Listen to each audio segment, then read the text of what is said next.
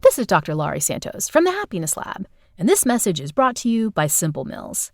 Simple Mills packs nutrient-dense ingredients into snacks that taste amazing, like their cheesy, light, and airy Pop-Ums, or their 5 different delicious flavors of almond flour crackers, lifting you up, never weighing you down, so you can keep shining through the day.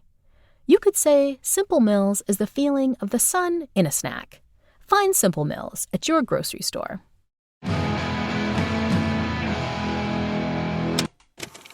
Hello to everybody who's living that old school life. It's Beautiful Anonymous. 1 hour, 1 phone call, no names, no holds barred. I'd rather go one-on-one. I think it'll be more fun, and I'll get to know you, and you'll get to know me. Hi, it's Chris, and I know not everybody loves an intro. I get it. If you're a person who skips the intros, you're going to want to skip ahead about 5.5 minutes. That'll put you right towards the beginning of the call. Thanks so much, and enjoy.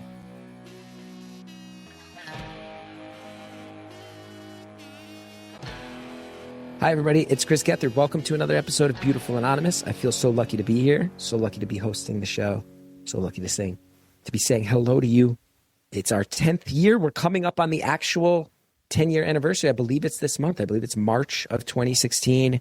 We launched, and we are now officially coming up on March of 2026, which is so wild and so many cool things happening.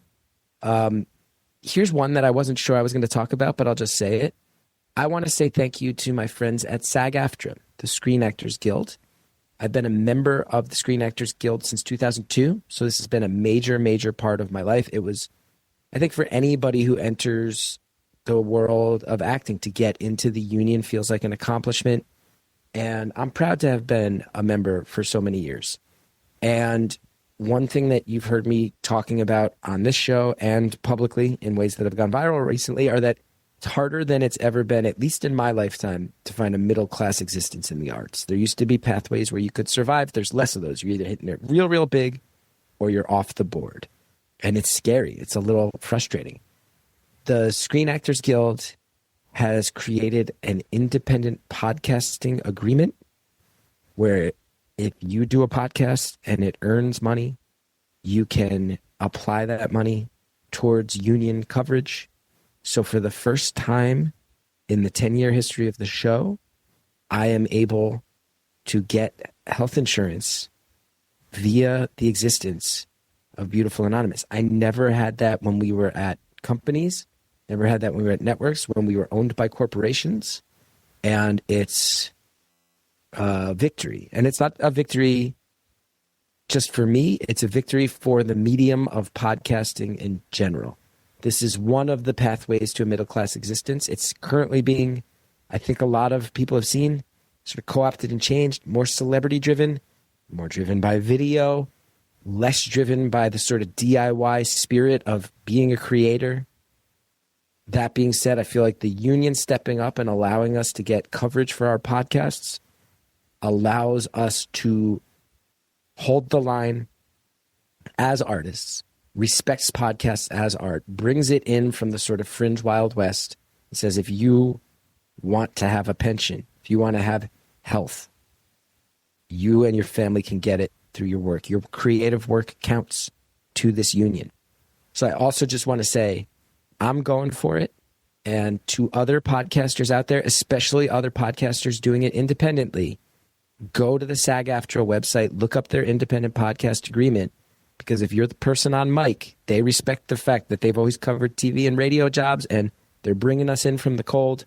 You have to pay in a little bit of money, but it's not that much. And it's very, very much in the creator's hands. And what an accomplishment and a victory for the medium of podcasting, and what I believe to be a high watermark moment for SAG-AFTRA protecting its middle-class members in a world that increasingly is harder and harder for middle-class people in general and middle-class artists. So thank you to the Screen Actors Guild for stepping up and helping out the people who are out here making stuff and letting us know that our creativity still counts. Sincerely. Sincerely. It's a big thing. What else do I want to tell you? I've got some shows coming up. I'm going to be in Edinburgh, Scotland, doing some improv shows. That's actually this week if you're hearing it when it drops. I'll be in Germany. I'll be in Mainz, Germany in April doing some improv shows. Improv is getting cool in Europe again, and people are bringing me out to teach workshops and do shows. So I'll be in Scotland and Germany soon, and that'll be quite fun. And then I'm doing the Cannon Beach Comedy Festival in Oregon coming up soon. And if you're out near Portland, I think it's about 75 miles south of the city. It's a comedy festival out on the beach area, and it's going to be awesome. So chrisgeth.com for all that, everybody. I want to tell you about this week's episode. Just a delightful caller. Just a delightful, unique life. I don't want to say too much about it. I do want to say, I need to point out a couple of things. Some talk of religion in here that some people are going to identify with, and that some people, if that's touchy for you, you might want to be careful. Otherwise, just a caller who's living a truly unique life. I'm not going to spoil it. I do just want to say, listen long enough that you hear about the car that the caller had, because it's a car that, if I say there's some version of this in the episode, if I knew about the car, the whole episode would have been about the car. The car reveal is great. It's a really good episode with a really charming caller who's living her own way and ready to tell us all about it. I really enjoyed it. I think you are as well. Go ahead. Enjoy the call. Thanks, everybody. Thank you for calling Beautiful Anonymous. A beeping noise will indicate when you are on the show with the host. Hello. Hello. Hi. Oh, my goodness. It's happening. Everything's happening. It's all happening. How are you? Everything's happening. I even got to drop my dog off for her little haircut before getting on the phone. So we're free as a bird now. That's awesome. I do want to ask questions, but as you might know, we have a no dog content on the free feed. Dog content only lives behind the paywall. Yes, we'll save it for that. I actually have a very strange suggestion for our call. I'm all ears. You can take it or leave it. Okay. So part of the thing I love about being whatever you call it, subscriber, yeah, is that you change behind the paywall just slightly. I get more casual, right? You do, and it's similar to your vibe at live shows, but more subdued because it's not like the energy of all the people. Yeah. But it's almost like maybe you're picturing like 1,000 people listening to you, and you're like, oh, if it's just 1,000, I can answer the question. And I like how we've gotten to know you a little bit more because you also answer the questions behind the paywall.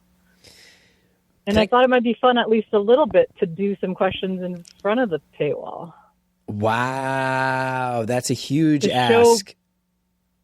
And I know, and I thought about it. I was like, maybe he has this dialed in. Like maybe he only wants these subjects behind the paywall or the casualness or whatever it is. But if you're willing, I think it'd be a really cool way for people to get a taste of what they might be. Hey, it's your call. I'm down. And I appreciate, here's what I really love, is that you're making this fun, but I can also feel you very kindly trying to help the show. For anybody who's like, what's the paywall stuff? You can sign up at beautifulanonymous.com. You get your episodes ad free. You get more time with each caller. The people who sign up seem to generally like it. And I really do have to say, I appreciate how you're like, I'm on the show and I'm going to organically use some of it to let him to do an ad for the paywall content.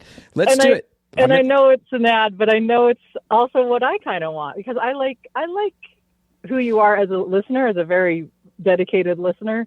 But I like who you are behind the paywall because it just feels like a little bit more chill. Yeah, more you. Well, thank you so much. And I'll tell you that I really, it's anybody who's listening from the beginning knows the show went in some directions I didn't expect. I really respect what it is and what people use it for and what people seem to like it for and want it for.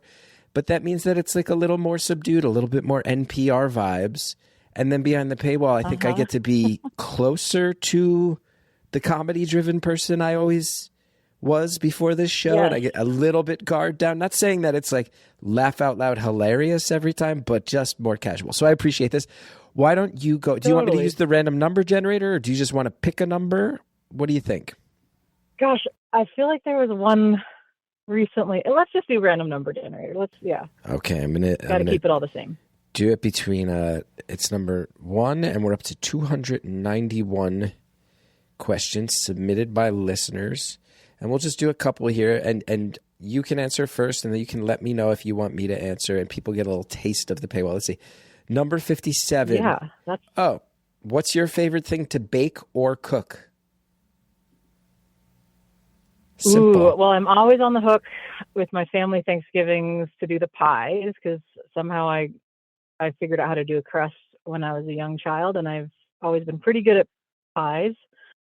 But we have a family recipe that's called gingeroons, and it's like a molasses-based kind of brownie, but no chocolate. Ooh.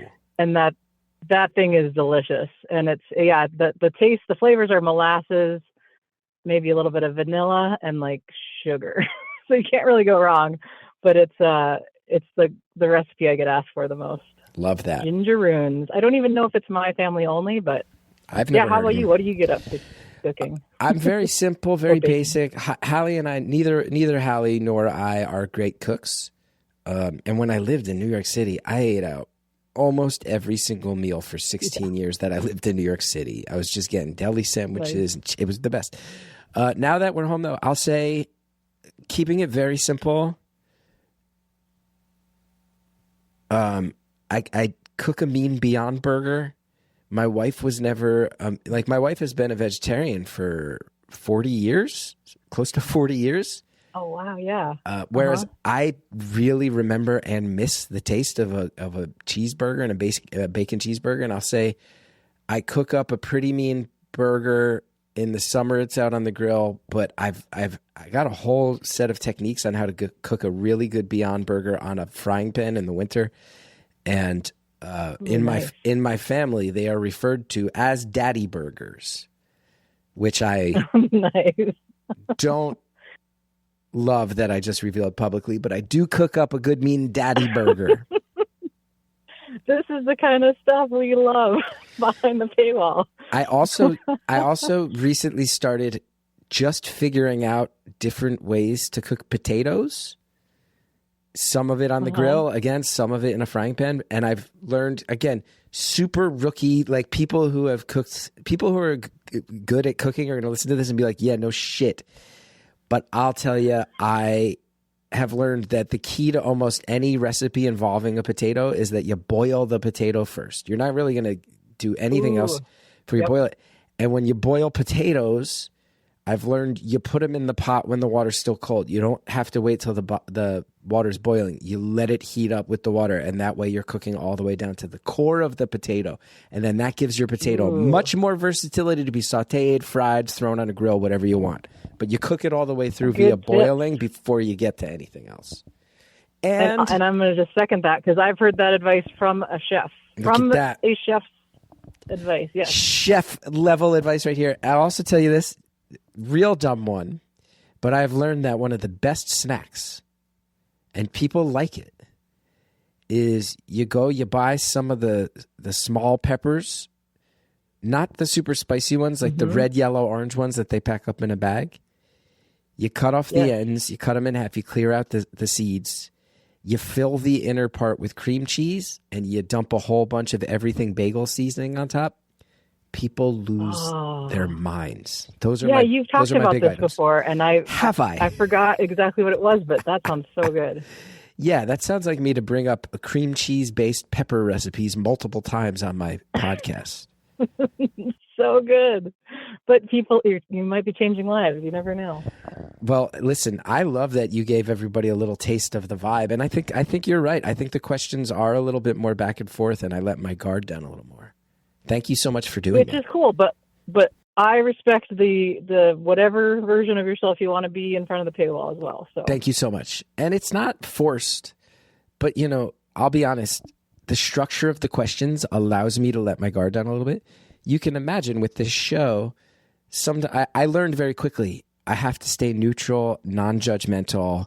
People call in from all different walks of life. And I don't want to be I've been bitten in the ass a few times out here trying to be the funny guy joking around, and then somebody's like, cool, well,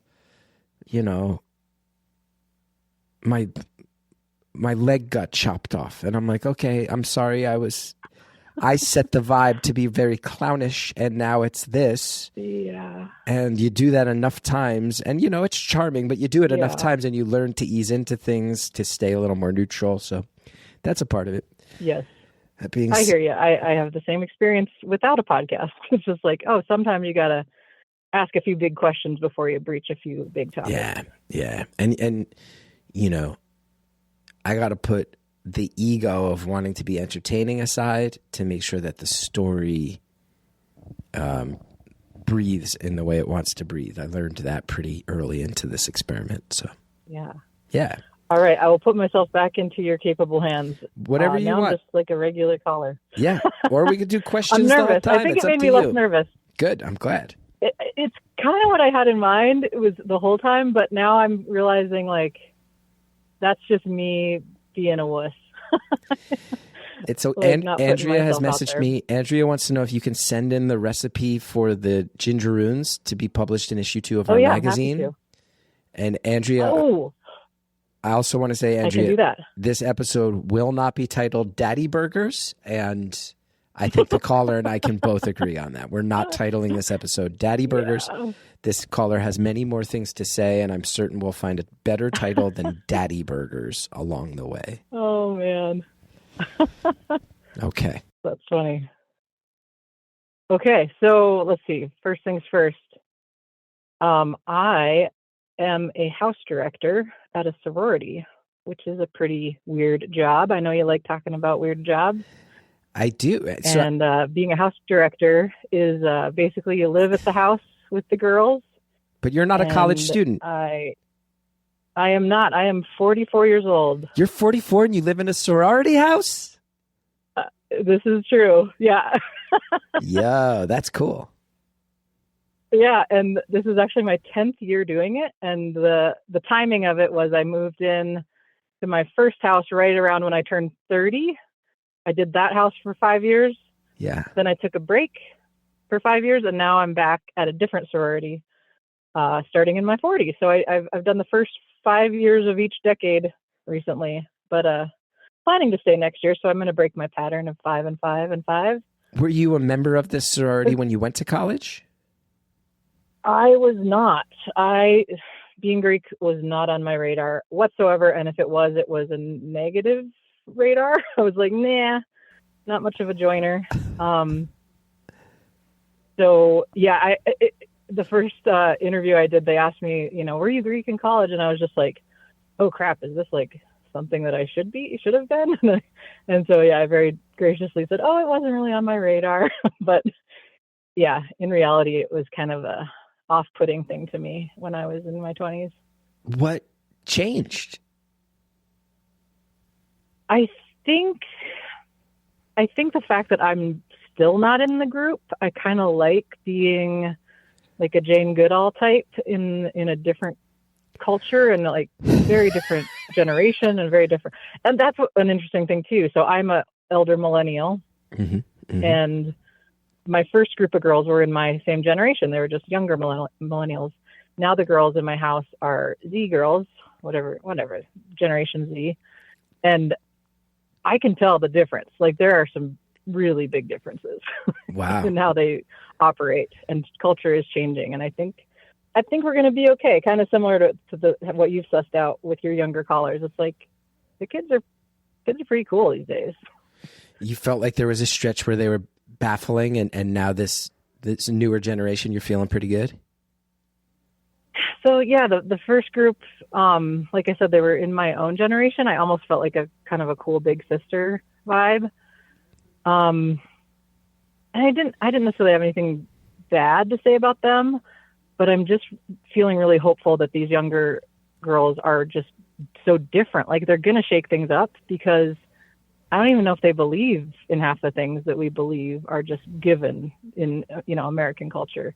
They're just like, in good ways and bad ways. Like, and I think COVID ties into it too. Like, I chatted with a girl yesterday. She was a freshman in college, or a freshman in high school when COVID happened. So she had really specific timing of like when everything shut down, when everything opened back up. And and what you're learning socially at those times. I mean, she wasn't processing it like that, but I've started asking questions about COVID because it feels like it makes a big difference from year to year, even just 1 year different, depending on when you went through COVID. It really, I don't know, it just really shakes up your personality in a way that I think is hopeful. That's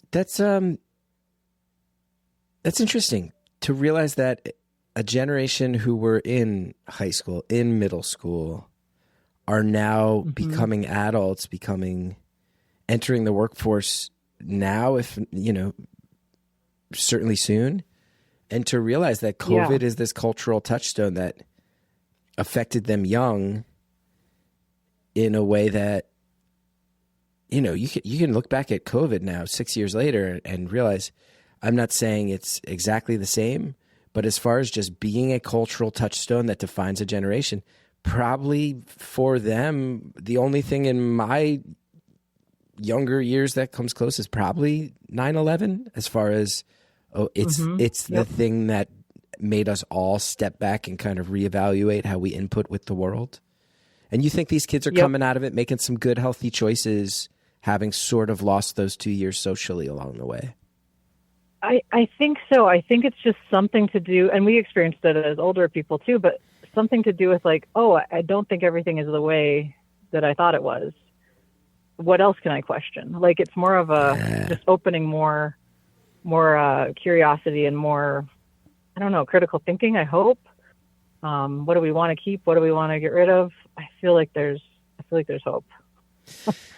Young people, I have to feel like there's hope. The older I get, I almost, young people can disappoint. They can be boneheaded. I mean, you compared your position living amongst and working with young people. You previously compared yourself to Jane Goodall, which presupposes that they are in some way apes. They're some way primates that you observe as much as... I didn't necessarily mean to do it quite that, but... it's a Freudian thing. But look, it was said. But that being said, in general, anytime I hear older people, my age and above, just being purely dismissive of the young, I go, don't ever let me sound like that. Please don't ever let me sound like that, because young people represent You don't sound hope. cool. First of all, you sound lame. You don't sound cool. You sound lame as shit when you just categorically are like, Gen Z. Oh, and that means alphas. It's like, you sound lame. Whatever short-term gratification you might get off the chuckle someone gives you, I promise when they walk away, they're like, that old lame bastard. I promise you that. Yeah. But also on a more fundamental level, youth have always driven hope. Youth have always driven hope. And I'm glad you're seeing it too. Now, some questions that come to mind straight away. You're living in a sorority house. Is part of your job, you're probably around young people who are blackout drunk for the first time, or holding each other's hair back and vomiting, or sneaking guys in. How much of this is still happening, and how much of it is your job to keep an eye on it and mitigate this? Yeah, so that's one thing that feels hopeful. It feels less, even just 10 years later, less of a trend. But there was one instance recently where a girl was actually served at a restaurant, underage. And she was served and then overserved, and then she ended up back at the house throwing up. And one of the girls knocked on my door. It wasn't super late even. It was like maybe 9:30.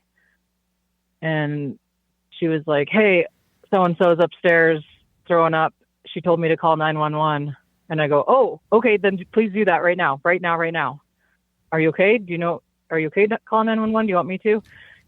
I'm like, right now. Someone tells you to call 911. Yeah. At least from my job's perspective is like, get all the help there you can. If you want to turn it away later, that's fine. But without even knowing anything, just knowing that the girl wanted help called was really a good first step. So they showed up, and I never saw the girl. I decided to give her privacy because there was already a couple people in the bathroom. The person that was calling 911 was in the hallway, talking to the people in the bathroom. So I got a good sense of what was happening based on what the dispatcher was asking. And I felt like, okay, help's on the way. That's all I can do. Now I can just give her her privacy, because you don't necessarily want like a random like 44-year-old lady as part of your night when it starts to go sideways. Because in this case, I don't actually know her very well. She doesn't live in the house. Yeah. So I'm like, I don't need to enter into this in any real way. Oh, so this was not even a resident. No, this was just a girl that is a member but doesn't live in the house this year, nor has she ever lived in the house. So I only really get to know the girls that live in. Who actually pays your check? Who actually is your employer? And how much of your job is, hey, don't let anything go down that we do not want to be legally liable for go down?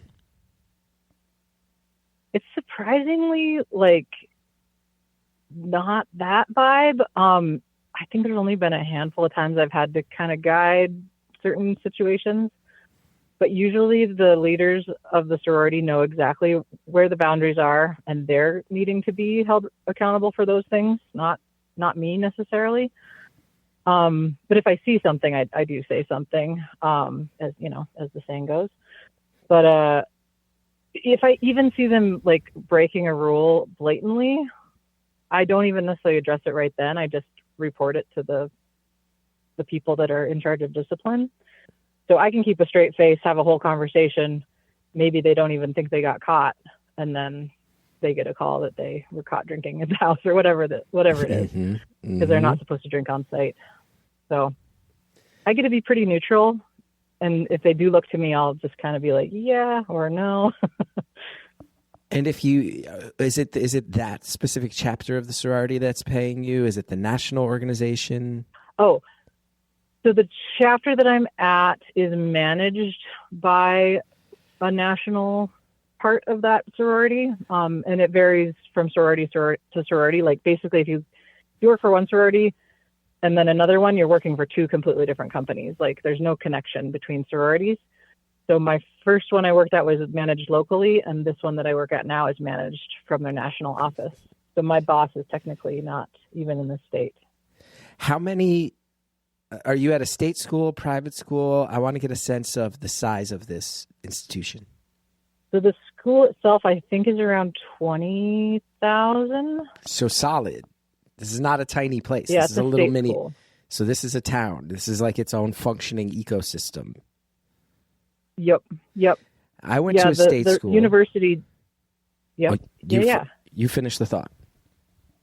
Oh, I was just going to say, when the college kids are here, you can feel the difference in the town. It's a small enough town that you can feel the difference, but it's not only a college town. It's also a few other things too. Okay, that's good to know. Because I was going to say, there are certainly people who live in New Brunswick, New Jersey year round where I went to school, but the idea that I would go and live in the heart of like the frat row at Rutgers University year round it sounds like in many ways to me, and I'm not judging your life, sounds like a punishment. I'm 45.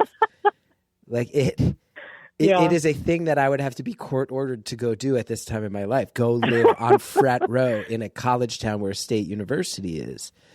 I'm sure there's drunken nonsense. There's kids yelling in the middle of the night. There's all the stuff we associate with college towns. Why did you do this? We haven't just fundamentally asked you, why did you do this? You've done it for so many years. Why? We're going to pause there. If I had to live in New Brunswick, New Jersey right now on frat row, I honestly think I'd probably just walk into the Raritan River and just float away instead.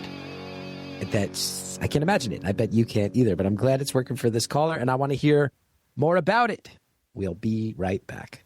A thoughtfully built wardrobe comes down to pieces that mix well and last, all right? It's where Quince shines. Premium fabrics, considered design, and everyday essentials that feel effortless to wear and dependable even as the seasons change. Quince has the everyday essentials I love with quality that lasts. Lightweight cashmere sweaters, short sleeve Mongolian cashmere, polos, linen bottoms and shorts, tees in 100% Pima cotton, and European jersey linen. These are the versatile pieces that make a wardrobe actually work season to season. Quince works directly with top factories and cuts out the middlemen. You're not paying for brand markup, fancy retail stores, just the quality clothing. Their cashmere is 100% Mongolian. It's the same stuff the luxury brands use. The cotton, that Pima cotton, it's long staple, which means it stays soft, it doesn't pill, and the European jersey linen is breathable and lightweight. Everything is built to hold up to regular wear and still look good. Their clothing is rated between 4.5 and 5 stars by thousands of people wearing it every day, and they only partner with factories that meet rigorous standards for craftsmanship and ethical production, which I think is honestly one of the coolest things about Quince. They're working with people who do it the right way, and they're doing it the right way, and you can feel good about how you're spending your money. I wear my corduroy Quince jackets all the time. I am wearing one right now. This is the coffee colored one, I believe they call it. And I also loved it so much I went out and bought a straight up black one. And every time I wear these jackets, I get compliments. I feel good in them. They feel like just the right mix that shows that I'm putting in some effort, but I also feel warm and cozy in them. And they are, in fact, comfort wears for me. I also own a whole bunch of Quince sweaters, and they have stood up longer than any other sweaters I've owned in my 45 years of life. Quince is out here doing good. So stop overcomplicating your wardrobe, everybody. You don't need a closet full of millions of options. Just get a few pieces that actually work. Go to Quince right now. Go to quince.com/beautiful for free shipping and 365-day returns. That's a full year to build your wardrobe and love it, and you will. Now available in Canada, too. Don't keep settling for clothes that don't last. Go to quince.com/beautiful for free shipping and 365-day returns. Quince.com/beautiful. I am not a good sleeper, everybody. It's an issue in my life. Ask Hallie about it. If you ever run into Hallie, she'll tell you, hey, the guy, it takes a lot for him to just have a full night of sleep, the tossing, the turning, the waking up, the this, the that. Improving your sleep can feel very overwhelming. And there's all sorts of hacks out there that people say, and gadgets and supplements and all this stuff. It can be hard to research. It can get expensive. It can be complicated. But look, what if it's simpler than that? What if you don't need like a full overhaul like that? What if you just need to go with the fastest and simplest way to upgrade your sleep? Replacing your sheets. Bowl and Branch's signature sheets are made from the finest 100% organic cotton. They instantly make your bed feel more comfortable, breathable, and inviting.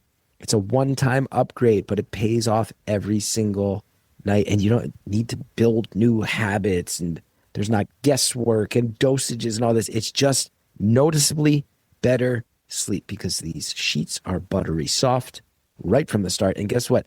They get softer over time with each wash. It's actually wild.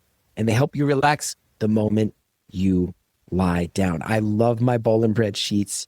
When the Bowl and Branch sheets need to get pulled to go through the wash, I sit here. I actually need to buy a new set myself is what I'm realizing, because every other sheet now, I don't sleep as well. And I need my Bowl and Branch sheet. So I'm actually going to use this as an excuse to remind myself that I got to get enough that I can keep rotating Bowl and Branch so that it's all Bowl and Branch all the time. It's legit. I've got both the sheets and the waffle blanket, and the waffle blanket defies logic in my mind. It's on my bed in the winter and keeps me super warm, and in the summer it's breathable and allows some coolness in. I actually don't understand how it accomplishes both things, but I'm psyched that it does because I love it. It is straight up better than my old bedding.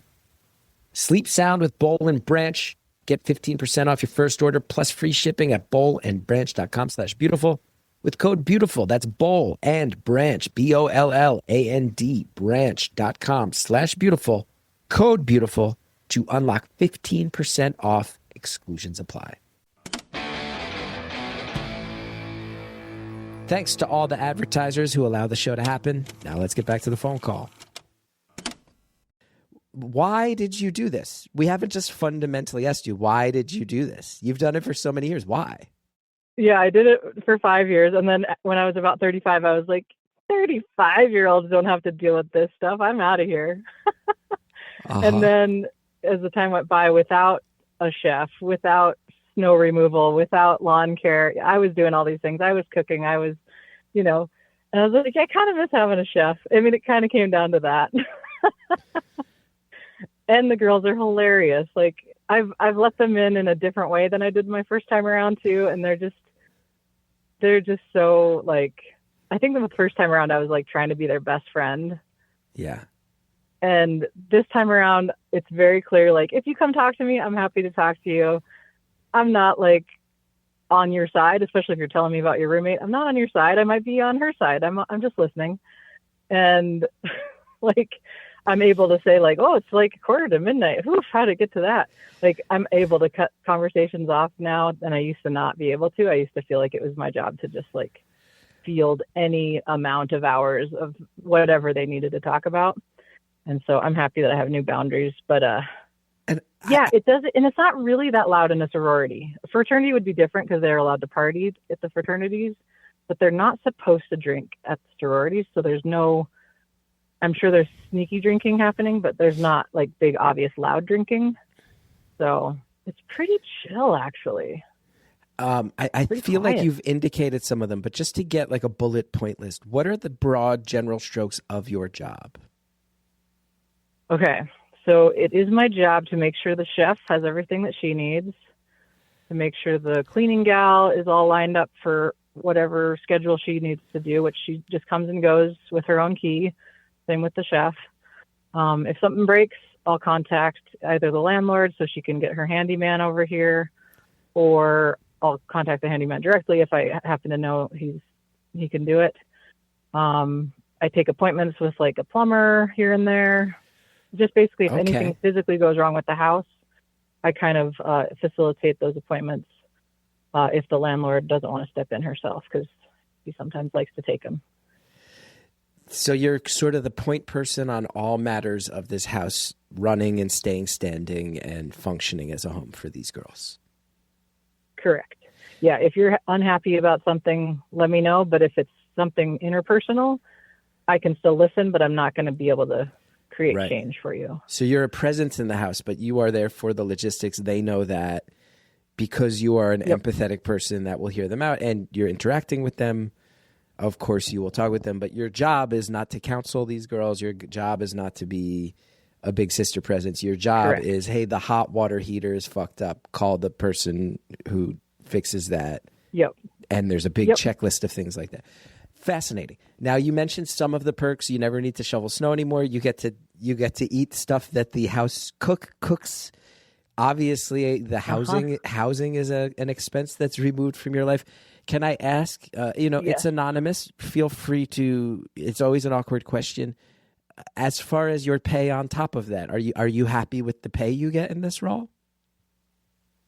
See, this is such an interesting question because there's several different sororities, and I happen to know that another one pays a lot more than this one. Ooh. So that kind of weighs on me a little bit now and then. I'm just like, I could be making double. Like, literally, it's double. Double. So, yeah. And it's almost like, should we just, like, all get together and be like, let's all make the same, but we don't work for the same company. So, I don't know. Can you unionize over, like, an industry? Listen, please don't start with me getting rambling about union stuff. It'll become very annoying for everybody. But that being said, solidarity forever. There's ways, but So the thing they do provide is very good health insurance. I actually have better health insurance than I've ever had. Wow. With even my other full-time job. And I can have another full-time job. Like, I can literally, I happen to not right now, but for 8 of the 10 years, I had a second job. So it sounds like the other situations where people are getting paid, sounds like for you, it's more they remove the large majority of expenses from your life. They give you insurance, remove your housing costs, remove food costs, and you're able to go pursue other things in all the free time that you carve out, which you are ultimately responsible for your schedule. So you're able to really manifest that as you wish. Yeah. Yep. That's a lot of perks. And it's an alarming number of free time. It's an alarming free hours. Most days I don't have to do anything for the sorority. And do you live there all summer too? When I imagine there's just less girls living in there. I'm sure some stick around, but are you also there all summer? It's actually, they all have to clear out, and it's just me. So like 3 months a year you just live in a house for free? Yep. Your niece And said my what? niece said, so like in the summer, you're rich. Because I have this huge house to myself. Wow. Yeah. Now, And it's not creepy. This is always a question I get. To me, it doesn't creep me out. It's like, it's an empty house, but like the security is great. nothing haunted So- about it. There's no ghosts of sorority girls past. So this house, I don't think is haunted. The other one, I think maybe was. Wow. Okay. Good to know. Good to know.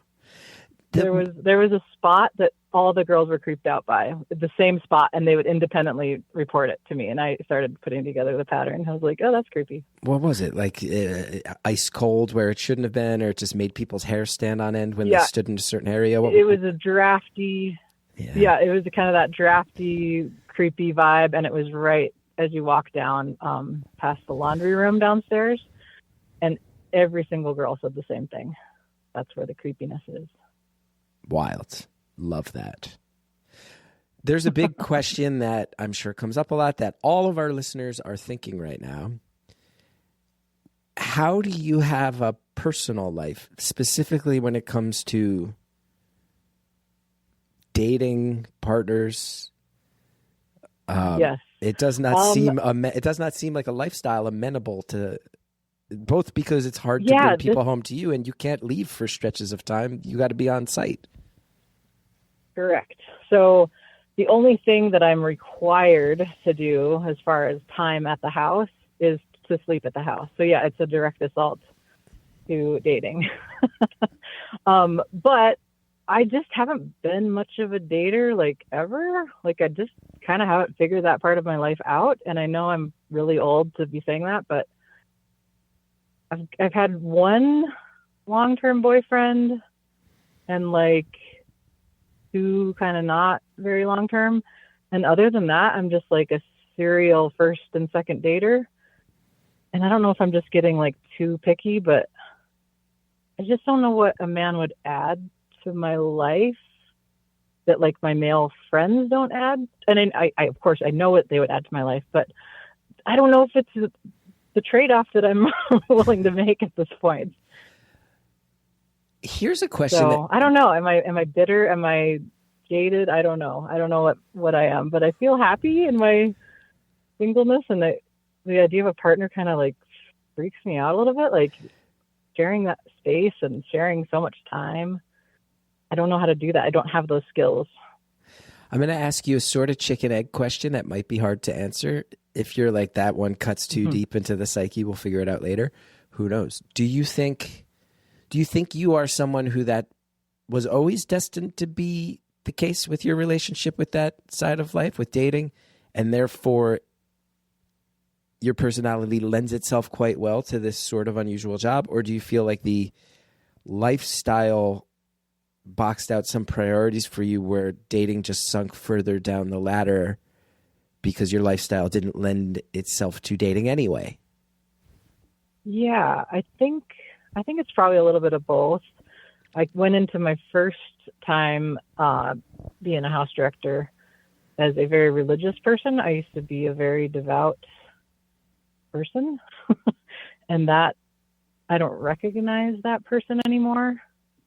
So I went into my first time thinking like, okay, well, if I meet somebody, then, I'm not going to sleep with them until we're married, that kind of vibe. Mm-hmm. And then, chicken or egg, like, here we are. Like, I don't know if I just don't want to open that part of myself up, because I don't feel like I'm religious anymore, but I also have like very little experience in that part of my life. You catch my drift? Sure. I mean, that's all very fascinating. And I think there's probably people listening going, first of all, just financially, the way America is right now, I think there are a lot of people going, if I had a job that included housing and health insurance and an open policy to pursue a second job at the same time and food provided, I might not screw all that up by falling in love. I think there's a lot of people who go, I might sacrifice this traditionally this traditional aspect of the human experience, which is dating and companionship and partnership, I might carve that out for free healthcare and free housing and food provided. I might carve all that out. But it does also, hearing that you had a religious background and hearing you have to understand there are many follow-up curiosities of hearing that Yeah. was where you were when you started this lifestyle, and you're not the most experienced person in the world of getting out there and playing the field. There's so many follow-up thoughts on that, and I'd love to hear more about it if you're willing to share. I'm ready. I figured it might turn into this because the last time I was at a comedy show, it was kind of where it went like immediately. So I was like, wow. Yep, all right, dating, let's do it. Or dating, or the religious part is quite a tale as well. Yeah, it's definitely. I am curious as to how you went from being devout to someone who now says you have some distance and don't even recognize that person. Yeah. Also, if anybody knows me, this might be the first they're hearing of this big life change, because I haven't really gotten around to telling my friends who still are Christians that I kind of went away from that. So wow. It's not that I meant to not tell them, but I realized that what I would be telling them, which is like my life has gotten so much bigger and more beautiful and more expansive, to them would sound like, so I'm going to hell now. And I just don't think I'm going to hell. So I don't want to break that news to my friends that believe in that. But hey guys, if you're listening, just let's go get a coffee. I'll tell you the whole story if I don't tell it in the next 5 minutes. Wow. That's a hell of a prelude. That's an amazing tease. Yeah. It was something that was very, it was a very slow fade away because it was such a big part of my social life, big part of my schedule. As a single person at a church, a lot of times you get asked to do all sorts of things. So I was singing and I was babysitting for way too little of money. Just because I'm a girl that is likely to take a husband, and I'm likely to want all those skills. And now I just look back at it. I'm like, you guys just used me up and thought I had everlasting energy. And yeah, I've never had kids and I really like kids. So I had fun, babysitting, but it just started to feel like, oh, you guys think you're doing like the real Christianity, being married and having kids. And I'm still kind of the support staff, which nobody said that, of course, but that's kind of the vibe I started to get. Mm-hmm. I even had a friend, really nice friend. I still like her. But one time I was telling her about this guy that I was interested in. And I guess I used the word crush. And she's like, oh my gosh, it's so funny. Like, I've been married for 7 years. I can't really remember what the crush phase is like. And it made me feel like, I don't know, like I was 12 years old and we were in our 30s at that point. I was like, good for you getting married right out of college. That didn't happen. But yeah, at that, I'm so thankful now that I didn't get married right out of college, because I would have married that person. And that wouldn't match with me anymore. So there were just a few big forks in the road where the very devout people in your life followed the traditional path. Devout people tend to get married younger. You didn't make those choices. You felt some separation. That still is that's still only part of the story. Yeah, it feels like there's still a few big leaps along the way to say you don't even recognize the old you. Yeah, it was a very slow fade. I would say the beginning of my walking away from the church was when one of my best friends came out to me in high school. And this is back in the 90s when it's just not safe. Mm-hmm. And when he came out to me, he expected judgment because he knew I was religious. And that just wasn't my first thought. My first thought was like, this sounds really hard to go through without anybody knowing. Yeah. Like I had so much, I don't know. I feel like it wasn't even a choice. It wasn't like something I thought would even happen, but it was when it was happening and it was my moment to say something.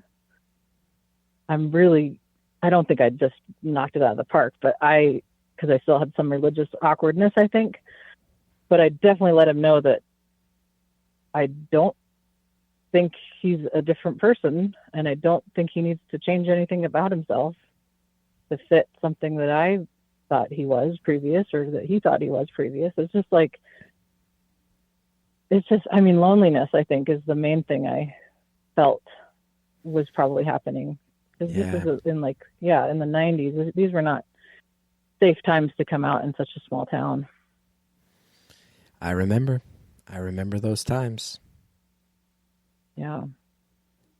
So I think that was the beginning of just kind of that, like, the refrain in the background. It wasn't something that was necessarily always talked about from the pulpit, but I'll tell you, every time they decided to talk about something that had anything to do with being gay, it just rubbed me the wrong way. Just like, guys, I know you said it in this really beautiful way that makes it sound like you're not hating people, but like you think they're different, and that's not okay with me. You had the empathy, you had the compassion of knowing someone personally, and that was the lens. It's and that's more powerful than a book that was written 2,000 years ago. Like, just how about start with rule number 1: people are people and deserve to be treated with dignity. Yes. That was something that I didn't see happening in the church that I was in. It's, longtime listeners of the show are tired of hearing me talk about how I was raised very Catholic, and now I have not gone to a Catholic service in many, many years.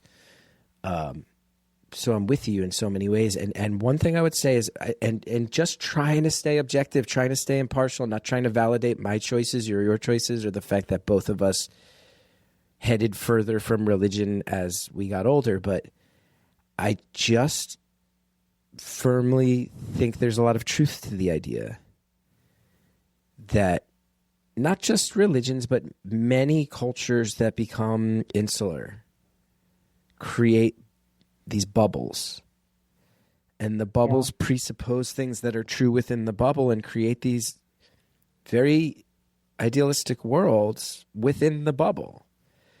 But you had this sort of, I would imagine, slightly uncomfortable, painful for your friend who came out to you, but this situation where when you were still pretty young, someone said, I live outside the bubble. And one thing that I think is just decidedly true is that when you live inside a bubble and someone threatens the sanctity of what's within the bubble, you either see people start to deal with the larger reality that not everything exists under the bubble, or they retreat further and further into the bubble. And whether that's religion, whether that's political movements, whether that is, even in my life, certain improv theaters get compared to cults, and you go because people just want to live in the bubble. There's artistic movements that are bubbles. But anytime people rush back into the bubble, I generally feel like they are choosing to head in a direction of oftentimes blissful, but ignorance, as opposed to going, let's figure out how the real world actually functions. There are people different than you. It got kind of to the point. There are people who don't believe what you believe, don't live the way you live. They're out there. How do we deal with that in a real way? Do we run and hide from it and demonize those people, or do we weave ourselves into a larger world? It's a real thing so many people face as individuals. Yeah. And I have to say, I have watched my Christian friends quite carefully, and some of them do appear to acknowledge and treat the kind of outside world with respect. But some of them, yeah, have gotten a lot tighter. And for me, it was like just looking across all my friends and all my potential friends in the world, like let's say 5% are Christians in this little bubble that I have, that I do know the rules. I know how to talk. I know how to say the right things or whatever. And I could have kept going that way just to be included. But I realized there's like 95% of people on the outside of this bubble. And I'm a little bit more interested in being, open to all those experiences and all those friendships. So it was just math for me. I was like, guys, there's not enough of you. And PR is really hurting lately. Yeah. It's also just, I've gone on similar rants from time to time, but I really believe it. Like, your life's not as fun as it could be. Like, if you are scared to hang out with gay people, you're just not having as much fun as your life would be if you were cool hanging out with gay people. If you are somebody who only wants to be around people who are the same color as you, you're not, like, at the very least, just think of it from a culinary sense. Like, you're just not eating the best food. Your life is more boring. You're just choosing to be boring and closed off from opportunities and fun and experiences. Yeah. And I don't know, maybe someday I'll die and I'll plunge straight to hell and it turns out that was all real. And I'll live in an eternity of hellfire and brimstone where I will regret it forever that I happily made a bunch of queer friends along the way, that I made choices in my own life that people would say I'd burn in hell for. But I just have a gut feeling that when I die, I am going to have less regrets because of all the choices I made and all the ways I allowed myself to explore myself and life. And I'm betting on the fact that there's not an eternity of hellfire waiting for me because of that. I'm betting on it. I'm going to pause right there. I have a hunch I'm right on that one. I'm not the most religious guy, but I would bet money that God's not mad that queer people exist. What are we doing? It's 2026. Anyway, let's pause. We've got ads. We'll be right back. This episode is brought to you by IQ Bar, our exclusive snack, hydration, and coffee sponsor. IQ Bar protein bars, IQ Mix hydration mixes, which are quietly one of my favorite things on earth, and IQ Gel mushroom coffees are delicious, low-sugar brain and body fuel you need to win your day. The Ultimate Sampler Pack is a great way to get in on this. You can try all the IQ Bar products and flavors. You get 9 IQ bars, 8 IQ Mix sticks, and 4 IQ Joe sticks. And keep in mind, IQ Bars plant protein bars, they're the smarter snack choice. I carry them with me. I had one in my bag yesterday, whipped it out when I was on a train, and I felt so happy. They've got tons of plant protein in there, tons of fiber. There's no added sugar. It's healthy stuff, and all the flavors are great. With over 20,000 5-star reviews and counting, more people than ever are fueling their busy lifestyles with IQ Bar's brain and body boosting bars, hydration mixes, and mushroom coffees. Their Ultimate Sampler Pack includes all 3. I've made it clear, I really love it. I'm weirdly obsessed with the IQ mix, the hydration mix. I first realized how much this stuff was crushing it. I always liked the flavors, but I had a little flu last year, and IQ Mix got me through it. And from there, I was on board. Drink it all the time. Absolutely wonderful. And you will not meet a bigger fan of the IQ Joe coffee sticks than my wife. Just this morning, she got up and she was a little grumpy and honestly said to me, I know what'll put me in a good mood. I need a coffee stick. And she made herself an IQ Joe, turned her whole morning around right in front of me. It happens all the time. IQ Bar products are huge in my household, and I'm so lucky to work with them. And right now, IQ Bar is offering our special podcast listeners 20% off all IQ Bar products, including the Ultimate Sampler Pack, plus free shipping. If you want your 20% off, text BEAUTIFUL to 64,000. That's BEAUTIFUL to 64000. BEAUTIFUL to 64,000. Message and data rates may apply. See terms for details. I don't know about you, but I like keeping my money where I can see it. Unfortunately, traditional big wireless carriers also like keeping my money where they can see it. After years of overpaying for wireless, I finally got fed up with crazy high wireless bills, bogus fees, and free perks that actually cost more in the long run. Switched over to Mint Mobile. Mint Mobile is great. It is what it says it is. They're out here fighting for you. I love that they have realized that there's a whole industry that's jacking up prices, and they can go, we can still run a healthy business and not take advantage of people to that degree. And everybody wins and everybody's happy. Kudos to them. It's awesome. Stop overpaying for wireless just because that's how it's always been. Mint exists purely to fix that. Mint Mobile is here to rescue you with premium wireless plans starting at $15 a month. All plans come with high-speed data and unlimited talk and text delivered on the nation's largest 5G network. Bring your own phone and number. Activate with eSIM in minutes. Start saving immediately. No long-term contracts, no hassle. Ditch overpriced wireless and get 3 months of premium wireless service from Mint Mobile for $15 a month. This one is a no-brainer. It really is. We're out here paying big bucks for wireless plans, and here comes a company that just goes, we see a lane where we can protect consumers more and still run a healthy business. Let's do it. The sooner you switch, the more you get in on the savings, the sooner you have that more disposable income to spend on the other things that are important for you and your family. Go ahead, look into it, get in on it. It's a game changer, and it's super simple. If you like your money, Mint Mobile is for you. Shop plans at mintmobile.com/beautiful. That's mintmobile.com/beautiful. Upfront payment of $45 for 3-month 5 GB plan required, equivalent to $15 per month. New customer offer for first 3 months only, then full price plan options available. Taxes and fees extra. See Mint Mobile for details. Thanks again to all of our advertisers. Now let's finish off the phone call. I'm betting on the fact that there's not an eternity of hellfire waiting for me because of that. I'm betting on it.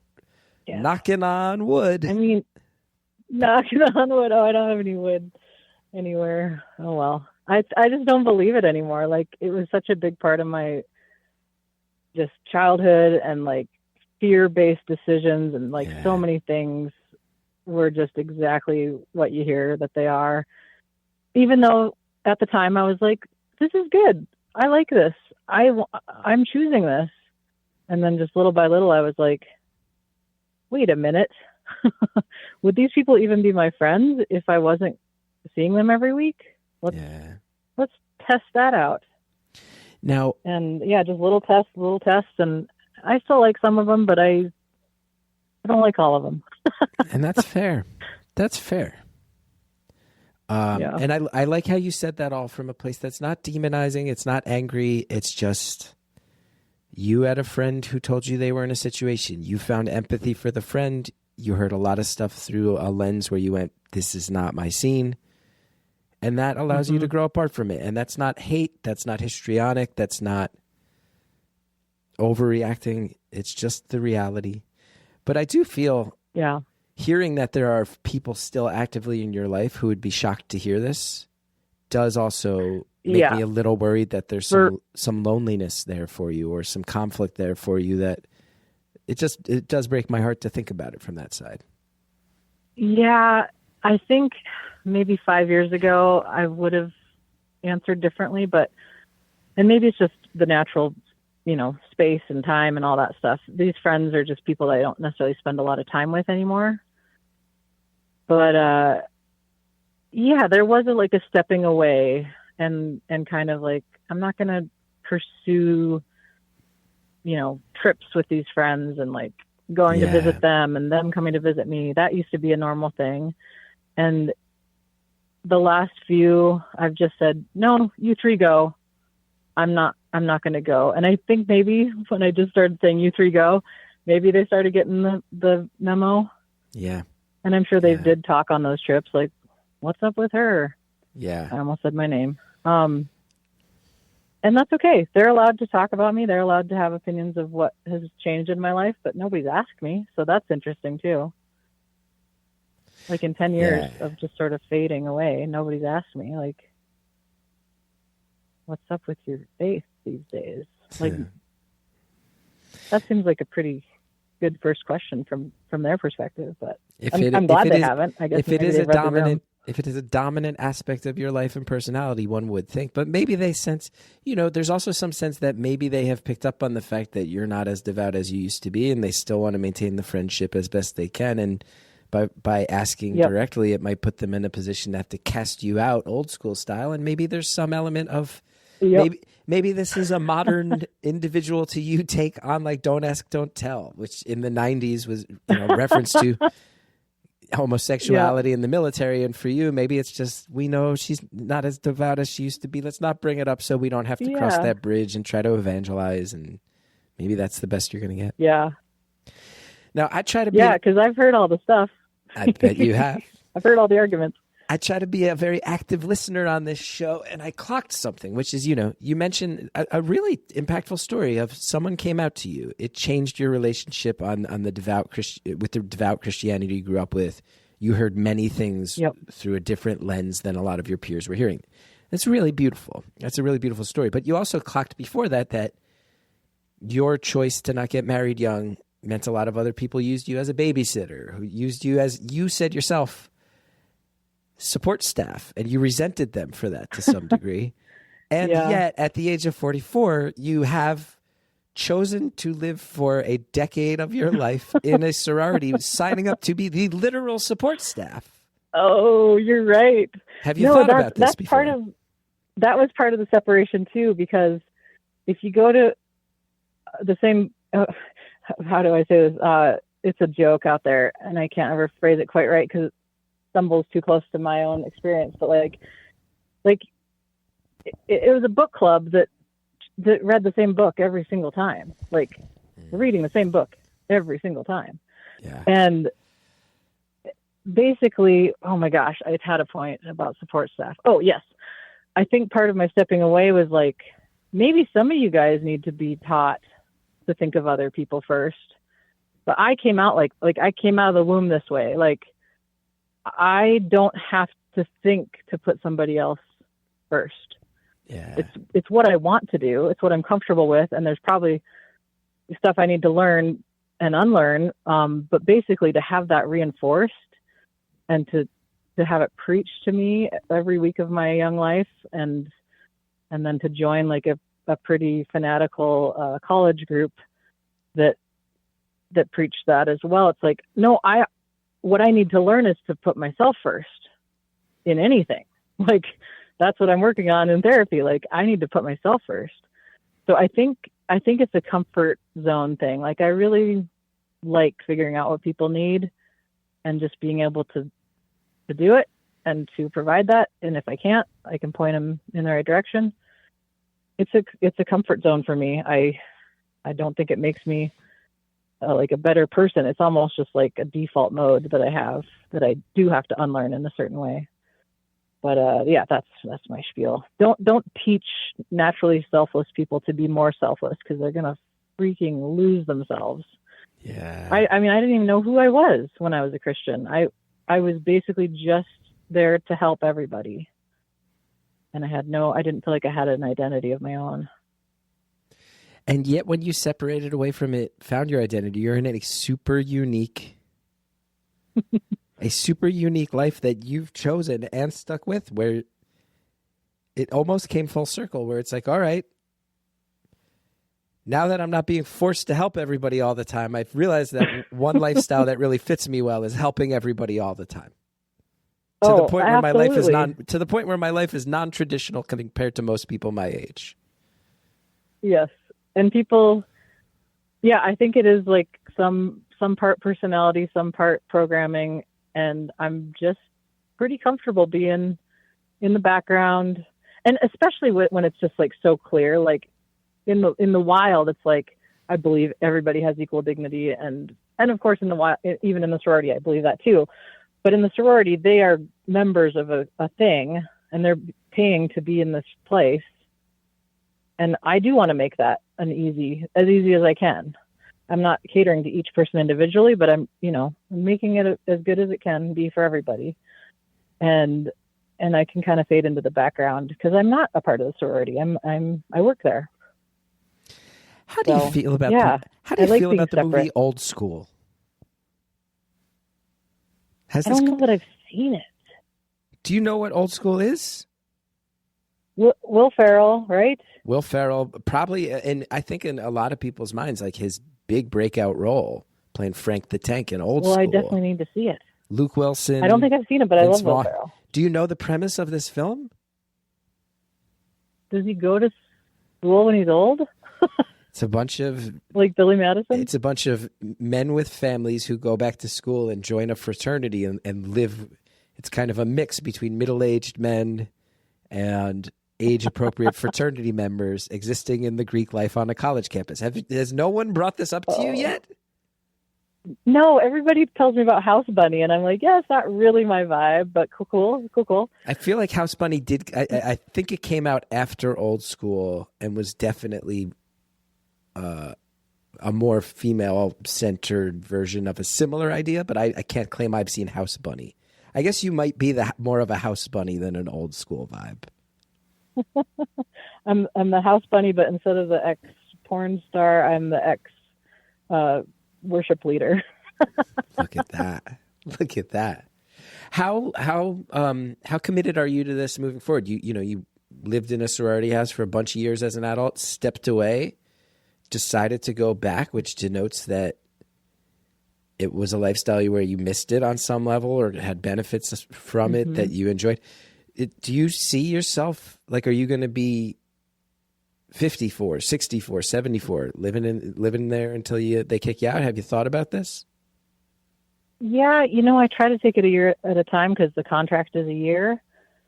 But I think I'll definitely try to do it until my house is paid off. So I bought a house kind of right at the end of my first time around. But you don't ever get to sleep in that house. I did for 5 years. I lived there for 5 years. Got it. Right. And then made the choice. Okay, now if I go back, it's not only the sorority income, the full-time job income, it's also a rental income. Well, that's cool. I'll do that for a while. So I did that for 4 years with the same renters. And then those renters just moved out last October.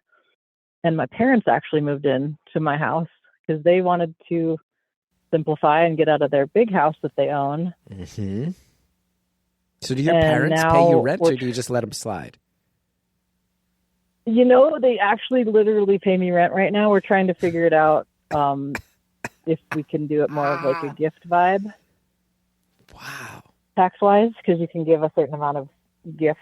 Right. Like they might be able to recognize that the financial burden's on you and not actually be paying rent to you like their landlord. Yeah. Wow. So, yeah, I've had great renters. All that to say, yeah, I've had renters in their 70s for the first 4 years. And then I thought, I'm never going to get as good of renters as I had the first 4 years. But then my parents are like, yeah, let's move in. So are you get rid of their 3,000 square foot house and move into my 1,000 square foot house? Are you stockpiling cash left and right? I should be. But I quit my well-paying job just to see what it would be like to not have that extra job and see if I could actually be an artist for the first time. And I'm creeping towards that, but nice. I find there's a lot of blocks. Oh. There's a lot of blocks to being an artist, and I can't understand them. Yeah, it's only gotten harder in the past handful of years as well. What kind of art do you make? Yeah. Well, hopefully I'm going to send something into the magazine, especially if you're going to wait for my gingeroon recipe. Indeed, we are. But it's basically it's abstract art. Very hard to pin down anything super specific, and I don't even know if I would like my art if it wasn't mine, because I don't understand all abstract art. But I would say the general vibe of my art is very happy, very colorful.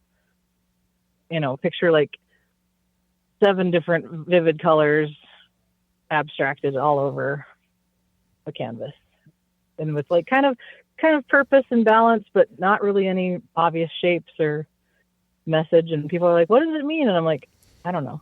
It's just fun to make. And all in the visual art. I don't know if I get my own art. canvas-based visual art. Yeah, all visual art. What a cool life. Yeah. What a cool life. I like it. How much time do we have? I turned off my clock. We're close. I mean, we've got 2 minutes left, but I am just really struck by your story. Do your parents know that you're not as Christian as you used to be? They do, because I think we've had some interesting conversations over like prayer at Thanksgiving and stuff like that, where it's just kind of obvious where all of us kids fall and where my dad and my mom still fall. And that's okay. But my dad's kind of loosened up a little bit. And my mom has memory problems, so she's kind of a non-player in the conversation. But we want to give her any comfort that she can take from her faith, but without, like, ripping it out from beneath her. We're not gonna have too many like real intellectual arguments with her around. Sure. Unfortunately. Yeah. No. Who wants to add stress to a situation that already sounds stressful? That's a kindness. Yeah. Just hearing though, you're not out here painting the town red. You're not out here living a heathen lifestyle. You're just going, I think I kind of want to do my own thing, make some hard to categorize art, and treat people the way I think they deserve to be treated. That's not limited by the strictness of religion. I go, it's a wild place to end up, let alone living in a sorority house in your 40s. Yeah, it's fun. I like my life. It's cool. It's really cool. It's an entire job that I did not even know existed. And I went to and if I can say, with 1 minute left. Yeah. With 1 minute left, the reason I wanted to bring it up on this show specifically is I feel like your listeners, there may be some people out there like me that just kind of like being in the background and like listening to the cool conversations. That's kind of what you get to do. Listen, at a sorority. You kind of get to hear these stories, and then they're just kind of separate. I legitimately would not be shocked if some of our listeners out there start looking into how to become the oversight person in a Greek life house on a college campus based on this call. The perks sound great. Search what now? Search house director sorority. It's also called a house mother sometimes, but most of the sororities are going towards house director. House director. Look it up, everybody. I want a whole growing movement of beautiful anonymous listening Greek life house directors. It seems like the perfect job for a beautiful anonymous fan. And our time in front of the paywall is up, but you just so generously gave them a taste of the vibes behind the paywall, and I can't thank you enough for that. We're now going to go behind the paywall to answer 5 more questions. Do you want to say goodbye to all the listeners on the free feed? Goodbye, lovely humans. I love you all.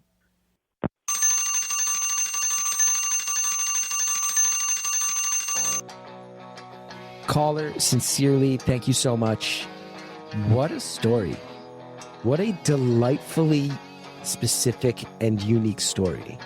I'm tempted to say weird, but that's a little judgmental. But in the most joyous version of that world, what a beautifully weird life you've lived. And thanks for filling me in on all of it. Thank you to our producer, Andrea Quinn. Thank you to Shellshag for our theme music. Please, everybody, support the great Shellshag. Go download their stuff, put a couple bucks in their pocket. If you want to know more about me, including shows that I've got coming up, go to chrisgeth.com. And please remember, we've got a voicemail line. It's 973-306-4676. We're on Instagram at Beautiful Anonymous Pod. If you want to discuss episodes with other listeners, join Beautiful Anonymous, the community, on Facebook. I know you don't go on Facebook anymore, but I'm telling you, this is a private community that's extraordinarily chill. I love it there. Thanks for listening. Sign up at beautifulanonymous.com if you want your episodes ad-free and more time with each caller. And so sincerely, thank you for listening. Please tell people we exist. It's how people find out about the show. See you next time.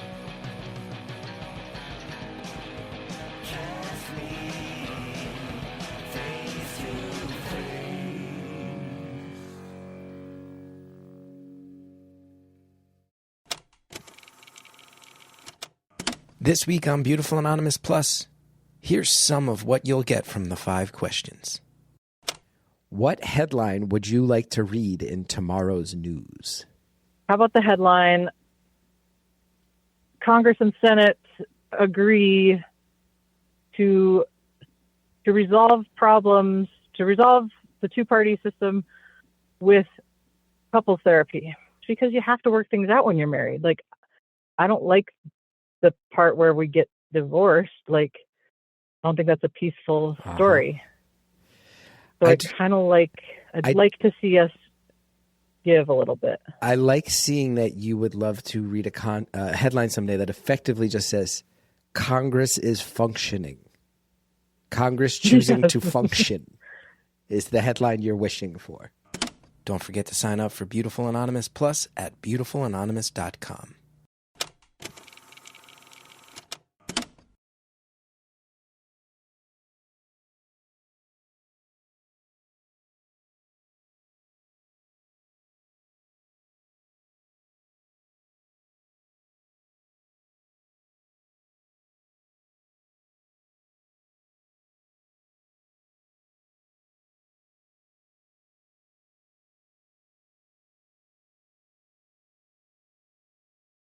Don't forget to sign up for Beautiful Anonymous Plus at beautifulanonymous.com.